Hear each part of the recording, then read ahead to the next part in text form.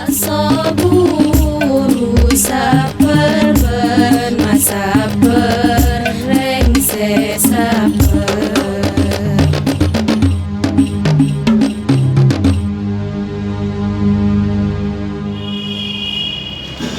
Assalamualaikum warahmatullahi wabarakatuh. Innal hamdalillah nahmaduhu wa nasta'inuhu wa nastaghfiruhu wa natubu ilaih. Alhamdulillahi rabbil alamin wal 'aqibatu lil muttaqin wala udwana illa 'alal zalimin. Wassalatu wassalamu ala sayyidil mursalin sayyidina wa habibina Muhammadin sallallahu alaihi wasallam wa ala alihi wa ashabihi ajma'in, amma ba'du. Wasiat yang akan kita kaji, wasiat Rasulullah sallallahu alaihi wasallam sebelum beliau wafat, yang kita akan kaji sore hari ini adalah wasiat tentang kewajiban menyampaikan ajaran agama. Ada satu hadis sahih riwayat Imam Bukhari Muslim dari Abu Bakrah radhiyallahu anhu ketika menceritakan tentang khutbah Rasulullah Yauman Nahri pada tanggal 10 Dzulhijjah di Mina. Di antara isi pidato beliau atau khutbah beliau adalah liyuballighish syahidu al-ghaibah fa inna syahida asa an yuballigha man huwa au'alahu minhu. Hendaklah orang yang hadir, yang menyaksikan, menyampaikan kepada orang yang tidak hadir, yang ghaib. Karena sesungguhnya orang yang hadir, maksudnya yang ikut mendengar pidato atau khutbah Rasulullah, bisa saja semoga dia menyampaikan kepada orang yang lebih mengerti daripada yang mendengar langsung. Itu makna hadis ini. Hadis yang kedua, hadis sahih juga riwayat Imam Al-Bukhari rahimahullahu taala dari seorang sahabat bernama Abdullah ibnu Abbas radhiyallahu anhuma, bahwasanya Rasulullah sallallahu alaihi wasallam berkhutbah juga tanggal 10 Dzulhijjah. Di antara isi khutbahnya adalah, kata Ibnu Abbas, dia menyipati Rasulullah, thumma rafa'a Rasulullah sallallahu alaihi wasallam ra'sahu. Kemudian Rasulullah menegadah, mengangkat kepala beliau dan berkata, Allahumma hal ballaghtu, Allahumma hal ballaghtu. Ya Allah, bukankah aku telah menyampaikan? Ya Allah, bukankah aku telah menyampaikan, atau apakah aku telah menyampaikan? Maksudnya menyampaikan ajaran-ajaran agama. Kemudian Ibnu Abbas berkata, faqala Ibnu Abbas, fawalladhi nafsi biyadihi innahu lawasiyatuhu ila ummatihi falyuballighish syahidu al-ghaib. Demi Allah, kata Ibnu Abbas, sesungguhnya khutbah ini adalah wasiat Rasulullah. Itu adalah wasiat Rasulullah kepada umatnya. Maka hendaklah orang yang menyaksikan, yang hadir, menyampaikan kepada yang ghaib. Hadis berikutnya riwayat Ibnu Majah dan Al-Hakim, dan disahihkan oleh Imam Hakim dalam kitab Mustadraknya dari Jubair bin Mut'im radhiyallahu anhu qala qama Rasulullah sallallahu alaihi wasallam bil Khaif. Rasulullah berdiri berkhutbah sambil berkhutbah di Khaif. Maksudnya di Khaif yang ada di Mina, Masjid Khaif. Jadi dekat Jumrah itu Jamarat ada masjid namanya Khaif, daerah pada Khaif, di sana ada Masjid Khaif.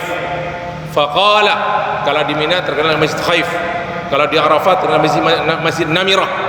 Nah, faqala, maka Rasulullah bersabda, naddarallahu 'abdan sami'a maqalati fawa'aha thumma addaha ila man lam yasma'ha. Naddarallahu 'abdan, Allah akan menjadikan seorang hamba berseri-seri. Kata orang Madura, binar, secara otomatis akan memberi pahala kepada dia. Siapa hamba itu? Sami'a maqalati, dia mendengar ucapanku, perkataanku. Fawa'aha, kemudian dia menghafalnya. thumma addaha ila man lam yasma'ha, kemudian ucapanku itu disampaikan kepada orang lain yang belum mendengar. Apa terus kata Rasulullah alaihi salatu wassalam? Farubba hamili fiqhin la fiqha lahu. Bisa saja orang yang mendengar langsung dari orang lain, dengar langsung, farubba hamili fiqhin la fiqha lahu, dia bisa tidak mengerti maksud daripada yang dia dengar, tapi dia hafal. Itu makna farubba hamili fiqhin la fiqha lahu wa rubba hamili fiqhin ila man huwa afqah minhu. Bisa saja berapa banyak orang yang mendengar dari orang lain perkataan, ucapan, dia itu apa namanya hafal, disampaikan ke orang lain. Bisa saja orang lain yang dia sampaikan itu lebih paham dari makna apa yang dia dengar itu ketimbang dia sendiri yang mendengar. Itu makna farubba hamil fiqhin ila man huwa afqah minhu, lebih alim, maksudnya lebih mengerti. Masyiral muslimin, ikhwani fillah, fil aqidah. Dari beberapa hadis ini kita mengambil kesimpulan bahwa betapa pentingnya menyampaikan ilmu yang kita dapat. Dan agama kita yang dibawa oleh Rasulullah itu jelas setelah wafatnya Rasulullah disampaikan oleh para sahabat, disampaikan ke tabi'in, terus sampai ke abad ke pertama, kedua, ketiga, sampai kepada al-imam al-mujtahidun, dan sampai ke tangan ke kita semua sekarang ini hadis-hadis Rasulullah.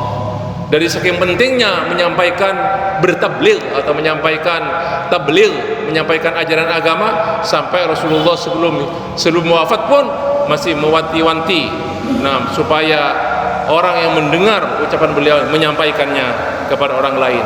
Sebab bisa saja orang orang lain yang belum menerima langsung atau tidak mendengar langsung itu lebih paham.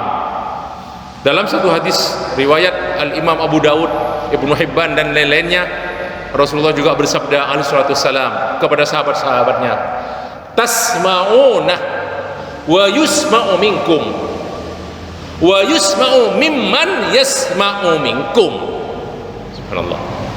Tasma'una, kalian, ini kepada sahabatnya, mendengar dariku, tasma'una wa yusma'u minkum, dan didengar dari kalian, maksudnya mendengar dari kalian orang yang tidak mendengar langsung dari saya, dari Rasulullah maksudnya. Wa yusma'u mimman yasma'u minkum wa yusma'u mimman yasma'u, kemudian didengar dari orang yang mendengar dari kalian.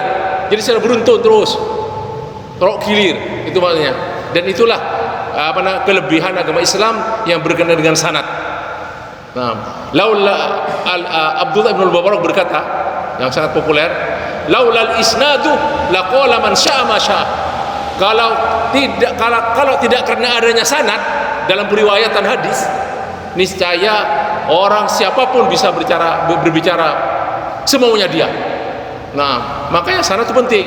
Haddatsani fulan, haddatsani fulan, haddatsani fulan. Kalau tidak karena sanad, niscaya siapapun akan bicara sembarangan, kata Abdullah ibnu Mas'ud. Abdullah bin Mubarak. Ikhwani fillah wa fil aqidah, ada kesalahpahaman dalam masalah tabligh ini. Di antaranya yaitu jangan menyampaikan sesuatu ajaran agama kalau tidak paham agama. Enggak, dari hadis yang kita baca tadi itu Rasulullah berkata, nadarallahu mura'an sami'ah, dan nadarallahu abdan sami'a maqalati, mendengarnya. Dia tidak paham, Rasulullah tidak mengatakan fahima maqalati, tidak, sami'ah, mendengar. Disuruh sampaikan Rasulullah. Mungkin yang disampaikan itu lebih paham daripada yang mendengar langsung dari Rasulullah. Jadi salah paham kalau mendengar sesuatu ajaran disampaikan orang lain, saya masih belum secara menyeluruh, belum memahami. Tidak boleh. Sampaikan apa yang didengar. Asal jangan ditambah, jangan dikurangi. Nanti yang mendengar itu nanti akan mungkin lebih mengerti daripada yang mendengar langsung. Baik. Kemudian perhatikan sekarang bagaimana Zaid bin Thabit bercerita bahwasanya Zaid bin Thabit radhiyallahu an mendengar Rasulullah berkata sama dengan yang tadi, tapi makna ada perubahan juga, perubahan lafaz. Nadrallahu mra'an sami'a minna haditsan. Allah menjadikan seseorang berseri-seri, binar, berseri-seri, sami'a minna haditsan, mendengar dari kami satu hadis. Nah, fahafidhahu, kemudian dia menghafal hadis tersebut, hatta yuballighahu ghairahu, kemudian yang dia dengar disampaikan ke orang lain, hatta yuballighahu ghairahu. Farubba hamili fikhin ila man huwa afqahu minhu. Bisa saja atau betapa banyak orang yang membawa ilmu, walaupun sekedar mendengar saja, ilmu tersebut disampaikan kepada orang yang lebih paham daripada dia. Wa rubba hamili fikhin laisa bifaqihin. Dan berapa banyak orang membawa ilmu dari orang lain, sekedar menghafal, tapi dia itu tidak mengerti, tapi disampaikan orang lain.